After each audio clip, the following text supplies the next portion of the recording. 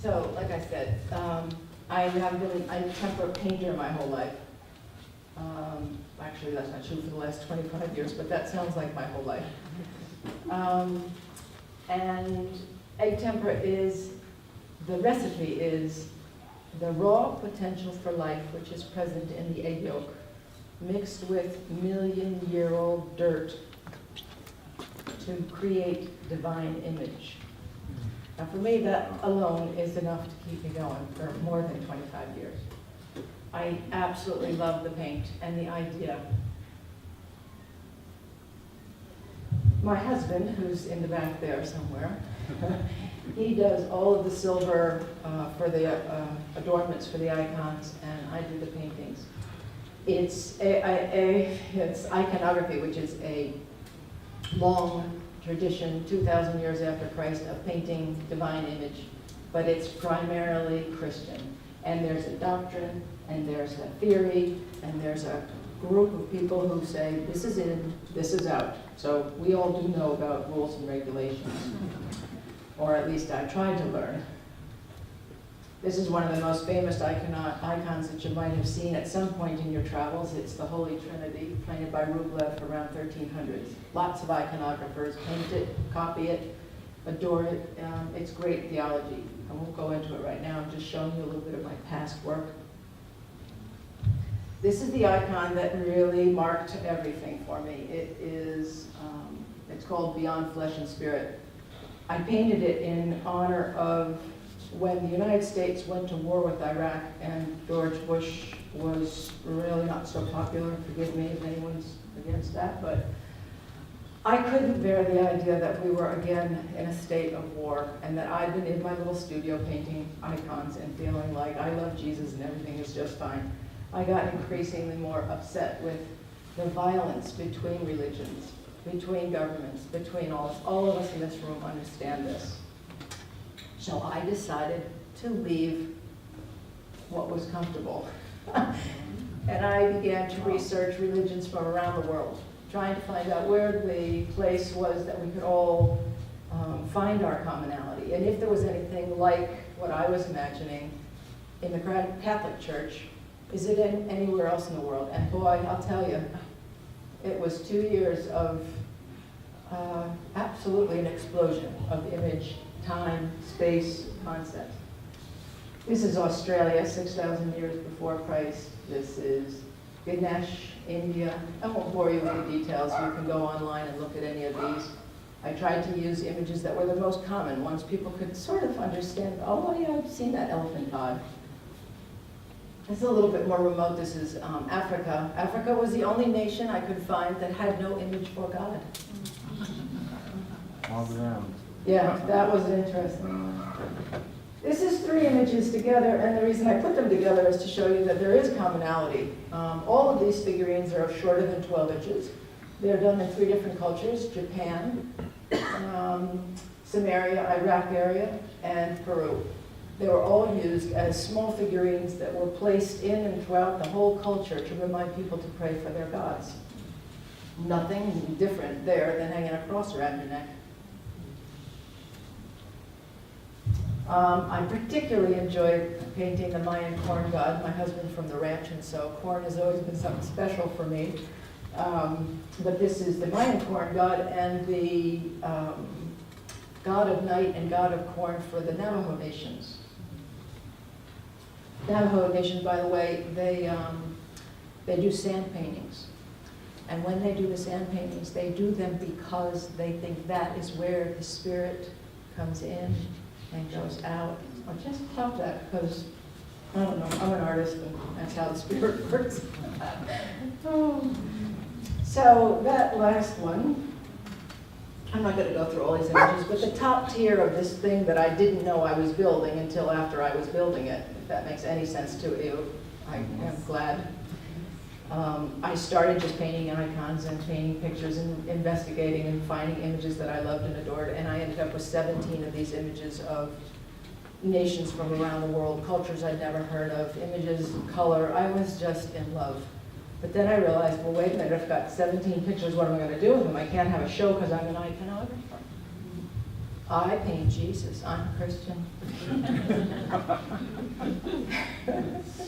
So I thought, well, what's the gas? What's the power behind all these religions? And then I started thinking about world leaders and world theologians and religious leaders. And of course, you come up with the big bombs. You come up with Buddha and Jesus. I didn't paint them first. I painted Moses first. But as I began, I realized, all right, we'll make them bigger. We'll make them with halos because all of them have great minds. And I'll put them all in thrones as if we were discussing something with somebody who we loved and adored and who was really going to listen to us. I had to stop this process at some point because I was going to end up with too many images. I was already drowning in time. I probably was 8 months into this, and I had missed my Jesus paintings and Mary. But anyway, I keep going. I painted, this is, who knows who this is? Confucius, right. Buddha. Jesus.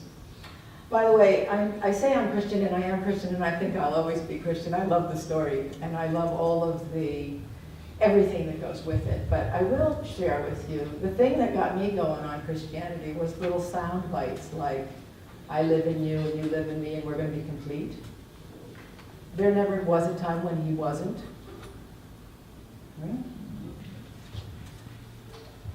I went on to paint people who were not necessarily religious, but I felt like, again, I don't have an idea in mind. I'm just painting. I'm just saying, I want to paint these images to be close to these people. I want to find out who these people are that have affected our society. I want to know how the Catholic Church came about, and I wanted to know why I was feeling so limited by being a Christian. I and them. Not I and thou, I and them. So I started looking around for who were the people who everyone in society could relate to. And Copernicus was interesting because Copernicus and Galileo, they both were ostracized by the church, condemned by the church. I think a great sense of satisfaction. Knowing that I was quickly going to get condemned as an iconographer, which I have, but that's okay. Copernicus, of course we all know, told everybody we are not the center of the universe and the world is not flat. And that radically changed our whole world. By the way, if the aliens do land on the planet, it's going to change all of us like we've never forgotten. Mohammed, and he had something to do with how this whole process got started. So remember, I got started because I'm mad at the war. Then I've got to deal with this nation that I know nothing about. It was probably the hardest image for me to paint. I am prejudiced. It's a hard thing to admit. I'm working at it every day. But he needed to be in the dialogue. And I knew that I was going to get absolutely persecuted by them because he has to appear with a veil. And the Muslims don't want any images of their gods. He's not a god, he's a teacher. So I got off the hook there. But I thought I can't put him up there with all the other ones if he's got a veil over his face. If I go to my teacher, I don't want a veil over his face. I want to see who he is. Right? So that's going to be my answer when they come to take me away. Which they won't. And if they do, I learned Tai Chi, I'll do that myself. No, they don't cut my legs off. And then Atisha. Atisha was the second to last image that I did. And I found that although Atisha is supposed to be a male, I kept on thinking this is a female. And that got me thinking about, of all these church teachers and leaders and philosophers that we have around the world, there weren't any women.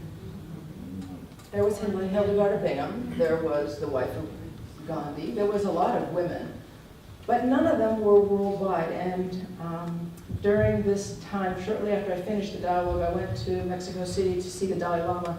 One of the women in the audience stood up and she was furious and she said, I don't think it's approvable that you are up there on the audience, on the platform there with 40 men and only 2 women.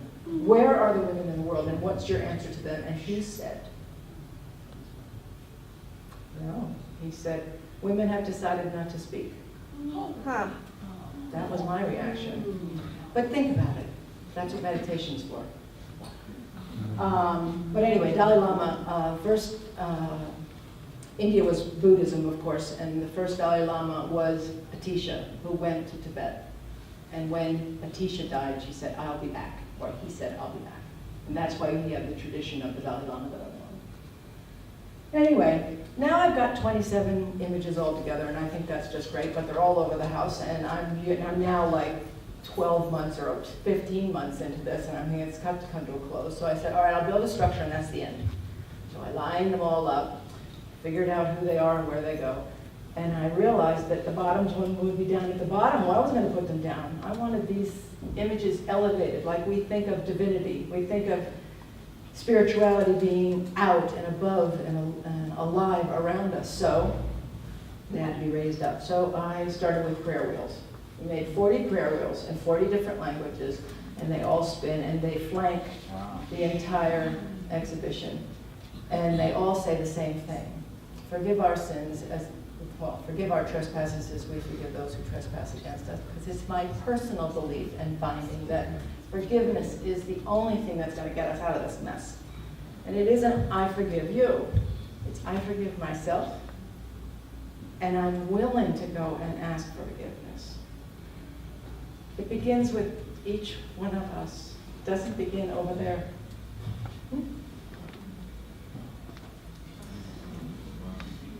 I flanked these prayer wheels with 70 images, and those images are all archetypal circles, because circles are about eternity. And they come from all over the world.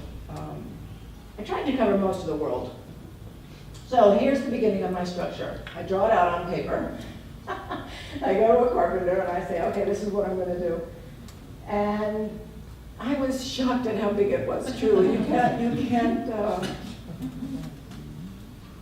So this is us putting it together. I'm just going to flip through these quick. Incidentally, Valentine and I had never seen this thing together until after it was together. And we have never seen it from farther than 4 feet away, because I can't find anyone to take it with them.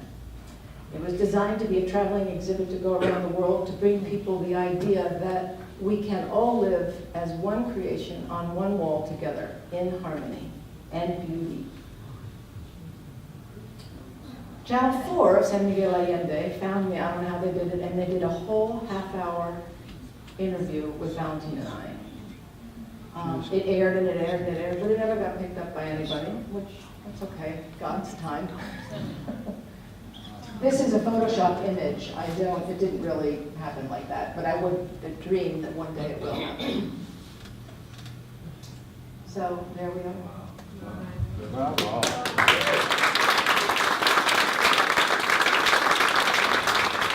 Living in the Spirit means our commonality, free from division. Thomas Merton said, we imagine we are not one, but we are one. Yogananda said, we are like gold in the mud. When you take the mud away, you see your glowing, golden soul within. Both of these have the quality of it is each individual mind. That's what the dialogue was really about. It was my interior dialogue trying to figure out, how do I fit in this great big cosmos of time and space? We don't fit, folks. None of us fit.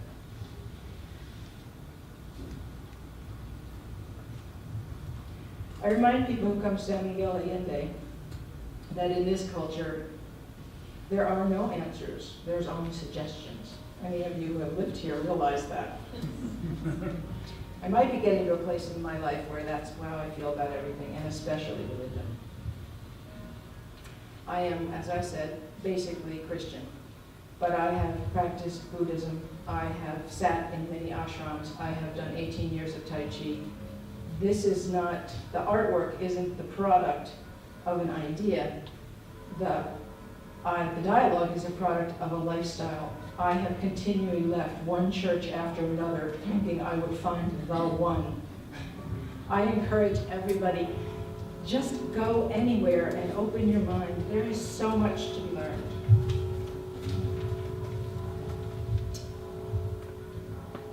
Okay, Valentine, my husband, I read this all to him, and he said, Mary Jane, there's only one thing you need to say. Husbands, they're great. He says, these images and thoughts might point to peace, but they are not peace. And religion may point to peace, but it is not peace. Religion is an institution. It's something that I guess I'm never going to read any of this, so.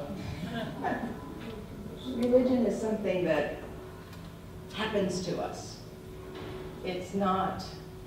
It's a system because it's held up by the people who keep going, which is great. You should keep going. But then you should take a break and go and do something else and come back and see how that something has changed. You have changed, and the something has changed. Religion for me has always been more like a hospital. You go there when you're sick, when you're weak, when you're scared. It's like a map. If you're going to go to California, you need a map how to get there. But it's not an end in itself, and it's not designed that way. It's designed as a theme, as a concept. And that's what all the dialogue stuff taught me. There is no one in the dialogue and nothing that I read that I don't think was correct. Our problem is that we keep arguing over who's best, better, or right.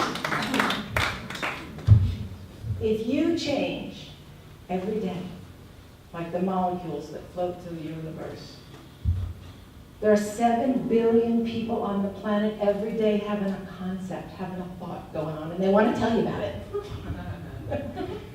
And you want to tell them about yours.